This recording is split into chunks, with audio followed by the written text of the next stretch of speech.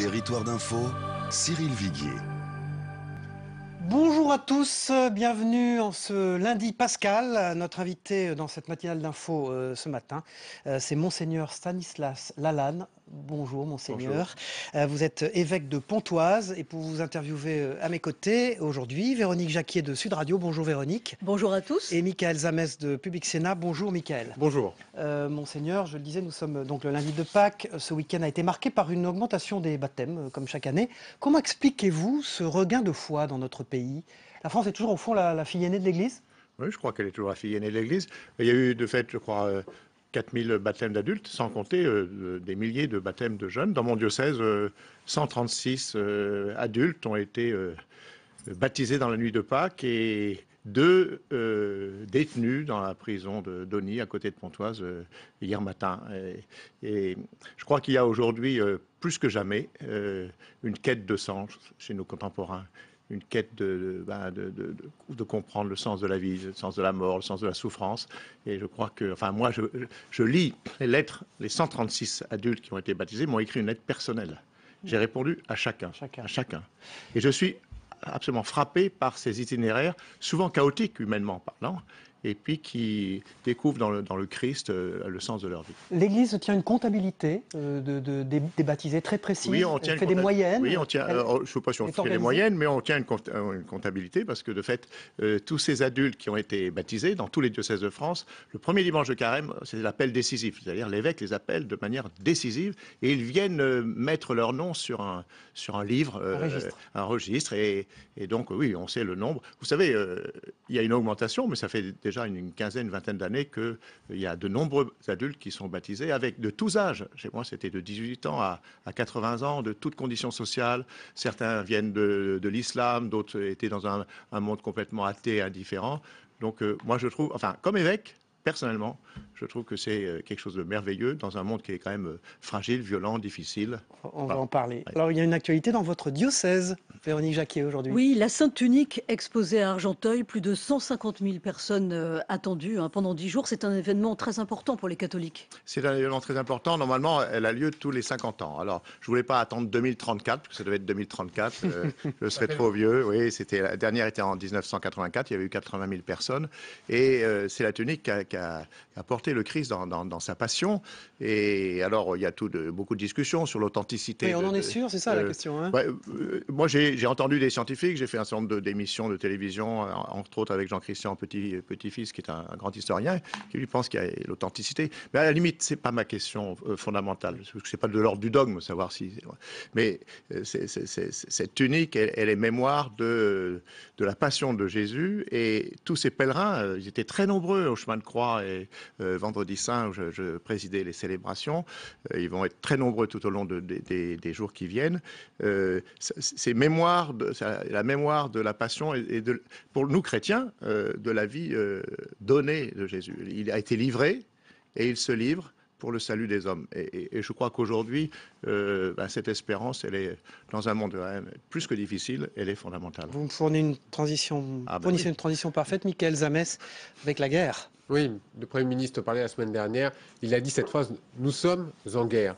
Vous partagez ce sentiment également ? Je suis pas spécialiste de ces questions et je sais pas dire quelles sont les expressions les meilleures. Mais c'est vrai qu'on est dans une situation terrible. Hein, et je perçois dans mon diocèse, ou j'allais dire dans mon département, parce que c'est pas seulement les chrétiens, une atmosphère très très lourde et une inquiétude, une anxiété. Que vous disent les paroissiens qui viennent vous voir ? Eh bien, de fait, je sens cette lourdeur et cette inquiétude.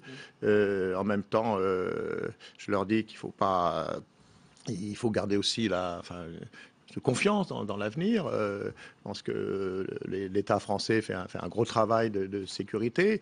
Je pense qu'on a encore à progresser dans une réflexion multilatérale en Europe. Mais bon, moi, Pour vous, est-ce que c'est l'Europe chrétienne qui est attaquée ? Non, je dirais pas que c'est l'Europe chrétienne. Je crois. Enfin, j'en sais rien. Je sais pas qu'est-ce qu'il y a dans le cœur de ces hommes c'est complètement absurde et complètement fou. Mais je pense qu'il y a une contestation d'un certain nombre de valeurs, oui, portées aujourd'hui par le monde d'aujourd'hui. Le pape François parlait de Troisième Guerre mondiale en morceaux. Vous comprenez ce que cela veut dire aujourd'hui par morceaux ? En tout cas, j'entends parce que, par exemple, dans mon département, il y a 11 000 chrétiens chaldéens qui ont fui l'Irak et la Syrie. 11 000, c'est le plus gros nombre en France. Nous avons accueilli beaucoup de réfugiés, chrétiens ou pas chrétiens. Ils sont minoritaires, les chrétiens, mais beaucoup de musulmans. Donc ces hommes et ces femmes ont tout quitté. Et un certain nombre de chrétiens ont quitté leur pays pour ne pas renier leur foi. Donc c'est vrai. Et puis j'ai aussi dans mon diocèse des prêtres. Argenteuil, je rappelle. Oui, non, mais c'est Argenteuil, c'est Pontoise, c'est Cergy-Pontoise, c'est Sarcelles, c'est Villiers-le-Bel. J'ai un certain nombre de prêtres qui donnent quelques années de leur vie au service de l'Église dans le Val d'Oise. Je vois que ces prêtres qui viennent du Congo, qui viennent du Rwanda, de tous ces pays, sont inquiets. Ils sont inquiets pour leur famille. Donc, c'est vrai qu'on est dans un monde, quand même, je trouve, moi, extrêmement rude. Et je trouve que la résurrection de Jésus, enfin, c'est l'annonce de Pâques, que nous avons célébré hier, c'est cette brèche qui est ouverte sur l'avenir. Ça ne veut pas dire que la résurrection et la victoire sur la mort effacent le passé, mais je crois que le Christ apporte un autre éclairage sur les événements et sur ce que nous vivons. Véronique Jacquier, ça se passe comment multiconfessionnellement? On va parler des chrétiens d'Orient dans un instant, mais par rapport aux attentats de Bruxelles, n'y a-t-il pas un problème avec les responsables musulmans dont on constate le silence? Est-ce que vous dialoguez avec les instances religieuses musulmanes dans votre diocèse et quels sont les retours par rapport à ces dramatiques événements? Je crois qu'un certain nombre de musulmans sont tétanisés par les événements. Moi, je connais ou j'entends parler de familles, par les prêtres dans les paroisses qui connaissent les amis musulmans, les familles qui restent terrées chez elles parce qu'elles ont peur. Elles ont peur des amalgames, elles ont peur d'être stigmatisées. Ceci étant dit, après les événements du 13 novembre, je trouve que les responsables musulmans, le président du CNCM, sont intervenus de forte manière. Vous avez ce dialogue avec eux? Ah oui, bien sûr, très régulier. Et il y a des instances, comment ça se passe? Oui, on a des rencontres régulières avec les responsables, les présidents des mosquées, avec les imams, et entre responsables, c'est vrai dans le Val d'Oise, mais je crois qu'entre responsables religieux en France, les relations sont très bonnes. Après, c'est la vie au jour le jour. Mais vous aviez senti monter cette radicalisation ou pas depuis des mois, des années? Oui, si, quand même. Je sentais que depuis quelques années, moi je suis depuis 3 ans dans le Val d'Oise, j'étais avant dans le diocèse de Coutances, il y avait beaucoup moins de musulmans. Je sentais quand même les difficultés. J'entends des jeunes chrétiens qui trouvent que c'est pas facile de dire leur foi dans un monde plurireligieux. Je sens ça. Mais ça n'a rien à voir. Dans vos diocèses. Oui, mais ça n'a rien à voir avec cette radicalisation. Mais est-ce que l'Église ne doit pas être plus missionnaire et lutter aussi à sa façon contre cette radicalisation? Oui, vous avez raison. Et en même temps, je crois qu'on essaie de le faire. Mais est-ce qu'il ne faut pas être un peu plus offensif, un peu plus visible? Vous, les évêques, prendre un peu plus la parole? Vous avez peut-être raison, en tout cas moi je la prends. Je la prends. Il n'y a pas des directives, c'est ce que veut dire Non, il n'y a pas de directive nationale, mais je crois que chacun prend ses responsabilités. Moi, je prends souvent la parole dans les médias, mais aussi... ce matin avec nous. Ce matin avec vous, mais aussi dans les prédications, aussi dans des interventions, dans des conférences, dans mes visites pastorales. Il ne s'agit pas d'être offensif, il s'agit de dire ce qu'est le cœur de notre foi. Les chrétiens ont besoin aussi qu'ils soient assurés aussi dans leur foi. C'est pas facile d'être chrétien dans un monde plurireligieux, dans un monde pluriculturel. Et puis en même temps, je suis pas sûr que ça soit une démarche offensive qui soit la meilleure manière de vivre le dialogue, de vivre la réconciliation. Je pense que juste encore une chose que je voudrais dire, c'est que je trouve que c'est souvent la non-connaissance de l'autre qui provoque la peur et l'appréhension. Et donc nous avons à dire notre identité, à la faire comprendre, à comprendre aussi l'identité.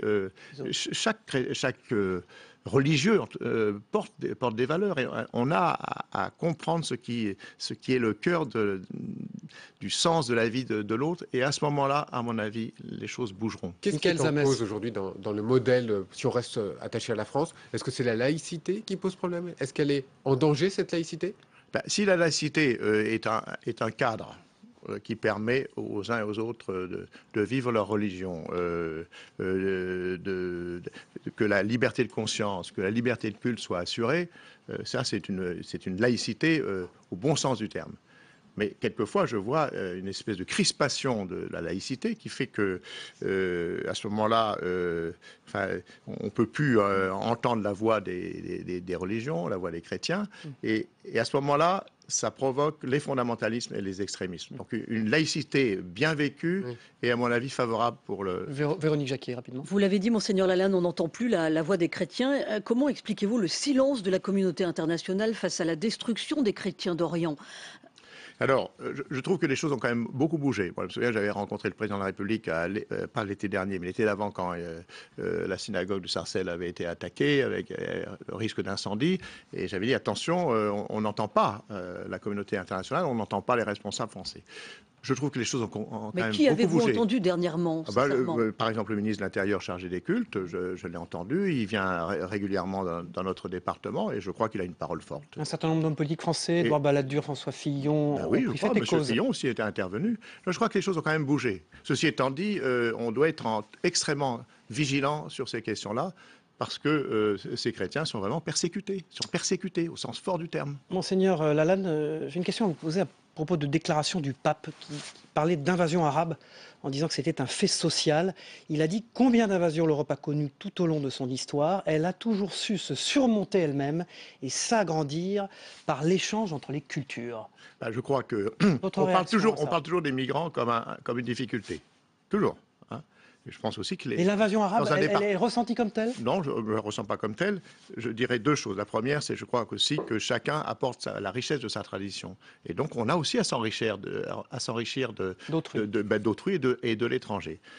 Et deuxièmement, je crois que la France est une terre d'accueil et d'accueillir des réfugiés sur notre sol, c'est ce que nous faisons. Vous en souhaitez plus d'accueil ? Je pense qu'on n'est sûrement pas assez généreux.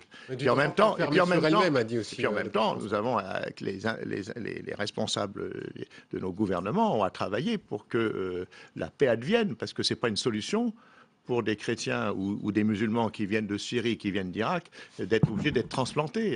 Ce qui serait bon pour eux, c'est qu'ils puissent rester dans leur pays, bien sûr. Michael Zamès. Oui, on va aussi un problème sur l'image aujourd'hui de l'Église, c'est ces problèmes autour de la pédophilie. Vous êtes aussi aujourd'hui le responsable d'une cellule de veille. D'ailleurs, cette cellule de veille, est-ce qu'elle doit être au niveau national ou est-ce qu'elle doit être locale partout dans tous les pontificats Il y a deux choses de différentes. France. On a une cellule de veille qui a été instaurée depuis quelques années, dont j'ai la responsabilité pour aider les évêques dans leurs décisions, pour répondre aux questions, pour prendre conscience de la gravité par rapport aux victimes et puis aux conséquences durables. Ça, c'est la cellule de veille dont j'ai la responsabilité. Actuellement, nous sommes en train de réfléchir comment avoir, est-ce que c'est localement, est-ce que c'est au niveau des provinces, est-ce que c'est au niveau national, on va se dire ça dans les semaines qui viennent, comment mieux accueillir les victimes, mieux les écouter. Je ne parle pas de celles qui ont subi des violences récemment. Là, les consignes sont claires. Mais je pense à des adultes qui ont 40 ans, 50 ans et qui ont été agressés et qui ne veulent peut-être plus porter plainte, c'est trop vraiment, mais qui en même temps veulent être reconnus par l'Église. Là, on a un travail à faire. Est-ce que c'est plus localement? Est-ce que c'est plus nationalement? C'est en réflexion. Est-ce que les choses bougent depuis les affaires qui entachent le diocèse de Lyon? Je crois que les choses ont bougé surtout en l'an 2000, quand l'évêque de Bayeux a été mis en examen pour non-dénonciation. Et il y a eu une prise de conscience très très forte des évêques. Moi, j'étais porte-parole à l'époque, je n'étais pas encore évêque. Je crois que depuis 15 ans, dans l'Église de France, il y a eu un gros travail. Je pense que là, les événements et la tempête médiatique que nous venons d'avoir... Autour de Monseigneur Barbarin. Oui, je crois qu'elle nous oblige à être encore plus attentifs à l'accueil des victimes. Et c'est d'abord les victimes qui doivent être c'est une grosse préoccupation des fidèles. C'est une grosse préoccupation des adultes, des fidèles, pardon. Moi, depuis que je suis rentré de Lourdes, j'ai beaucoup été interrogé, bien sûr. Comme en plus j'étais un peu à la une des médias, je suis beaucoup interrogé, les gens sont perdus, et je crois qu'il faut qu'on leur dise des choses. Sur le silence de l'Église? Non, ils ont été perturbés par tout ce qu'ils ont entendu, puis tout se mélange. Et donc, je pense que... Enfin, moi, j'ai redit à la messe chrismale, vous savez qu'on a la messe chrismale qui rassemble, mardi soir, qui a rassemblé tous les prêtres, où on bénit les huiles, on consacre le Saint-Crème. J'ai redit des choses très claires par rapport à la gravité de ces faits. En même temps, ça touche que quelques prêtres.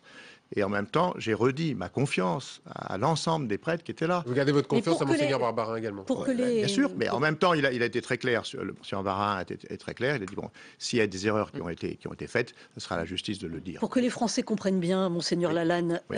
pensez-vous que des prêtres qui ont commis des actes pédophiles puissent garder leur place dans l'Église, et laquelle? Parce qu'ils ont reçu un sacrement, le sacrement de l'ordination. Est-ce qu'on peut les destituer? Non, Est-ce qu'on peut les c'est déchoir? pas possible. Comment Oui, les il gère-t-on? peut y avoir une réduction à l'état laïque si les faits sont très très graves.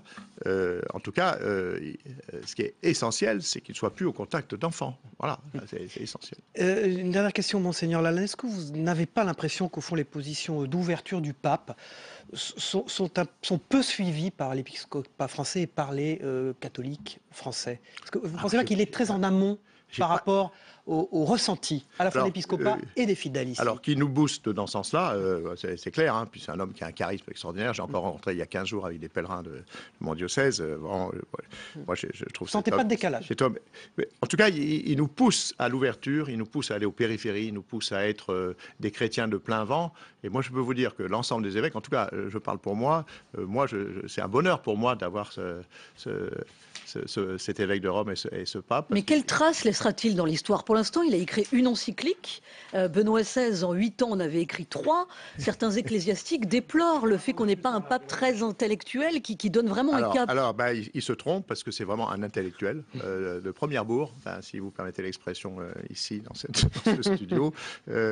Non, c'est vraiment un grand intellectuel, un grand spirituel, puis un homme extrêmement...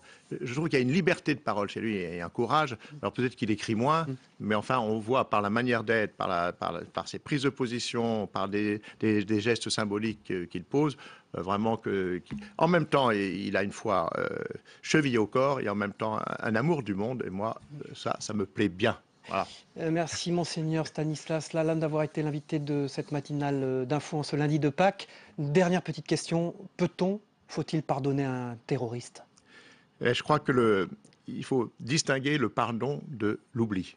Et je pense que le message de Pâques, le message de la résurrection, c'est que personne n'est irrécupérable. Aucune situation humaine n'est définitivement close. Ça ne veut pas dire qu'il ne doit pas y avoir des sanctions, hein, qu'il ne s'agit pas avec bonhomie d'effacer les actes qui ont été posés, mais je crois que personne ne s'est réduit à ces actes, même chez les terroristes. Merci infiniment, Monseigneur.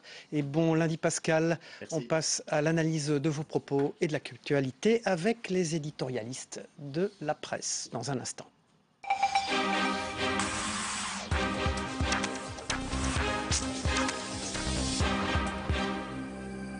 Voilà, pour analyser les propos et l'actualité ce matin, en ce lundi de Pâques, les propos de Monseigneur Stanislas Lalanne, qui est évêque de Pontoise. J'accueille sur ce plateau Daniel Duigou, qui est prêtre, qui est un ancien journaliste et qui est écrivain. Et vous avez la particularité d'avoir été un prêtre qui n'est pas passé par le séminaire. On en parlera dans un instant. Et je crois que vous êtes une exception dans ce pays, en tout cas en France. Et j'accueille également avec beaucoup de plaisir Guillaume Goubert. Vous êtes le directeur du journal La Croix, mais aussi de sa rédaction. Merci d'être avec nous sur ce plateau. On démarre tout de suite par ce qu'a dit Monseigneur Stanislas Lalanne sur l'augmentation des baptêmes en France. Ça veut dire que, alors je m'adresse à vous Guillaume Goubert, la France est toujours la fille aînée de l'Église, selon l'expression consacrée? Oula, c'est un grand débat et ce qui est sûr, c'est que le christianisme reste très profondément ancré dans ce pays et que ça fait partie des sources qui nous animent. Ce n'est pas la seule, mais c'est une source très très importante et il y a un certain nombre de personnes chaque année, des jeunes adultes, des adolescents, qui viennent vers cette source et qui sont accueillis dans la communauté la nuit de Pâques. Et c'est quelque chose de très beau. Il a dit que l'Église de France tenait une comptabilité, au fond, une moyenne des baptêmes qui sont effectués, pour voir si ça progresse, ça augmente. Oui, bien sûr. Les comptes sont tenus très précisément. Et il faut souligner aussi que, et c'est en partie pour ça qu'on connaît les chiffres très précisément, que ces personnes se préparent très soigneusement pendant souvent 2 ans, et donc sont accompagnées pendant toute cette formation, etc. Donc c'est des personnes avec un suivi, semble-t-il, tout au long de leur vie. Le problème, c'est que quelquefois, je ne sais pas ce qu'en dira Daniel Duigou, mais c'est que quelquefois, après le baptême, malheureusement, le suivi s'arrête et des personnes, du coup, se sentent un petit peu perdues et il faut que les communautés soient attentives aux nouveaux membres qui les ont rejoints. Je m'adresse au prêtre, Daniel Duigou, d'une paroisse parisienne. Saint-Méry, qui est une paroisse, disons, expérimentale, où on essaye de faire évoluer les structures. Par exemple, il y a une démocratie, ce sont les laïcs et les prêtres qui, ensemble, décident de la pastorale. Il y a une vraie démocratie. Et ce suivi du baptême, vous avez à l'effectuer, ça fait partie de vos missions? Oui, parce que nous sommes très engagés à Saint-Méry dans les événements et en particulier dans les événements politiques. Il s'agit de ne pas être à l'extérieur du monde, mais bien être engagé dans ce monde qui est en pleine évolution et qui demande avant tout une solidarité. Je trouve que, d'une certaine façon, les propos de Monseigneur Lalanne sont assez modérés. Lorsque le premier geste du pape a été de se rendre à Lampedusa, rappelez-vous, eh bien, ça aurait été heureux qu'un évêque se déplace dans la jungle de Calais et montre ainsi sur le terrain qu'il y a des choses qui sont absolument inacceptables. Ce pape, François, il est plus à gauche que l'épiscopat français et que les fidèles. Moi, je dirais qu'il est plus engagé dans l'actualité du monde. Monseigneur Stanislas Lalanne disait il est plus ouvert. Il est plus ouvert à la pauvreté d'aujourd'hui qui s'exprime aujourd'hui avec les réfugiés. Par exemple, récemment, le Jeudi Saint, c'est une grande célébration qui est l'occasion pour le prêtre de laver les pieds des pauvres. Qu'a fait François? Il a choisi de laver des pieds des réfugiés au nord de Rome. Il est complètement dans l'actualité. Et je crois que c'est ça qui est important, qu'une des choses qui peut être un grand danger dans l'Église d'aujourd'hui, comme dans le monde d'ailleurs, c'est un sous-groupe qui se met en dehors du monde et qui est de plus en plus dans un certain anonymat, où on suit, on ne fait que suivre et on ne pense pas, et puis un autre sous-groupe où on veut comprendre, on veut réfléchir, on ne veut pas être des automates. Guillaume Goubert, je le disais à l'instant, vous êtes donc le directeur de La Croix, donc je vais vous poser une question un peu plus politique. Aux dernières régionales, 1 catholique sur 4 a voté Front National, selon un sondage Ipsos. Est-ce que ça détermine au fond, est-ce que ça dit quelque chose de la foi, du type de foi qu'ont les fidèles en France? Vous savez, Est-ce que c'est une foi politique? Non, je crois pas. Je crois pas. Je dirais presque, pour aller un petit peu dans le même sens que Daniel Duigou, je dirais presque malheureusement. C'est-à-dire que je pense qu'un certain nombre de catholiques, aujourd'hui, ne s'interrogent pas assez sur les implications sociales de leur foi, de ce que ça veut dire dans leur attitude face à la cité. Et là où, effectivement, le pape François adresse un message très fort aux catholiques, c'est qu'il leur dit « allez vers l'extérieur, allez à la rencontre de ceux qui ne sont pas comme vous, allez discuter avec eux ». Et dans le vote Front National, pour beaucoup, il y a une tentation de se protéger du monde extérieur, de couper les ponts avec le reste du monde. Au fond, avec la religion catholique. En tout cas, avec les convictions les plus fortes qui sont au cœur de l'Évangile et que le pape François met en avant. Alors, Monseigneur Stanislas Lalanne a dit qu'il était favorable à plus d'accueil des réfugiés. Ça va complètement contre ce que pensent les Français dans leur majorité, Daniel Duigou. Oui, on est dans une époque, et ce n'est pas simplement l'Église, la société qui se réfugie, qui se protège. Nous allons faire quelque chose une première, quelque chose de tout à fait exceptionnel. Nous allons organiser bientôt à Saint-Méry une nuit sacrée. On va rassembler des communautés juives, musulmanes, hindous, bouddhistes, chrétiennes, avec Thésée, pour chanter ensemble Dieu, chacun dans son répertoire, pour dire que personne, mais vraiment personne n'est propriétaire de Dieu. Vous avez rencontré le pape François, il y a d'ailleurs une photo de vous avec lui qui passe pendant que vous nous parlez. Vous l'avez perçu comment, alors, l'homme derrière le pape? Ce qui est vraiment surprenant, c'est qu'on sent, en parlant avec lui, que c'est un homme intérieurement, que c'est un homme libre. Alors que l'on est au cœur même du dispositif, je dirais, voilà un homme qui a l'audace d'être lui-même. Que pense-t-il de votre parcours? Il vous en a parlé? Vous êtes prêtre, non passé par le séminaire? Oui, tout de suite, ça a été... Vous êtes en charge d'une paroisse? C'est une expérience quand même assez unique dans ce pays. Il me dit... Je suis pasteur, comme vous, je suis pasteur. Et d'abord, il faut écouter les gens. Il me demande, la première question, Cyril Viguier, c'est qu'est-ce que vous dites aux divorcés remariés? Je lui dis, je les écoute. Nous devons d'abord écouter le monde, comprendre l'évolution des hommes et des femmes et les bénir. Et il me répond, oui, bénir. Parce que bénir, c'est penser du bien des hommes et Dieu pense du bien de tous les hommes. Voilà l'ouverture. C'est un pasteur avant tout. Guillaume Goubert, le pape a dit « Un État se doit d'être laïque de nos jours ». C'est une pensée politique forte et affirmée, ça. Oui, mais vous savez, c'est pas si surprenant que ça. Il n'est pas le premier à le dire. Le pape Jean-Paul II l'avait dit très très clairement, tout à fait à la fin, au moment du centenaire de la loi de 1905 en France. Il avait adressé un message aux catholiques de France qui n'avait pas été très remarqué à l'époque, où il disait très clairement que la laïcité était un régime parfaitement normal et parfaitement souhaitable. Je pense que là-dessus, la pensée de l'Église a énormément évolué. On a un peu tendance à penser qu'elle est toujours pour la confusion de l'Église et de l'État. Or, elle ne l'est pas. Merci Daniel Duigou, prêtre, écrivain, ancien journaliste. Merci Guillaume Goubert, directeur de la rédaction et du journal La Croix, d'avoir été l'invité de cette matinale d'info. On se retrouve évidemment demain à la même heure. Bonne suite de journée pascale sur cette antenne.